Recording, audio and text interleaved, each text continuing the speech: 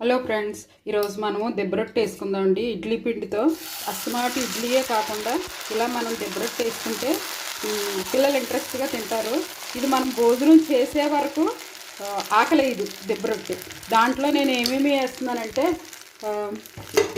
కాస్త ఉల్లిపాయలు, కాస్త పచ్చిమిరపకాయలు, కొత్తిమీర ఇవన్నీ వేసి అలా సిమ్లో ఉడకబెట్టి అప్పుడు మనం దీన్ని బ్యాక్ చేసుకుంటే చాలా బాగుంటుంది.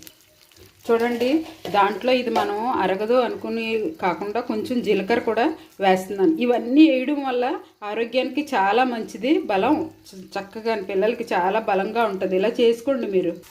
చూడండి, రొట్టి చాలా చక్కగా ఉడికేసింది కదా. ఇది మనం బ్యాక్ చేసేసుకుంటాం. అది చూడండి ఎంత చక్కగా వచ్చిందో.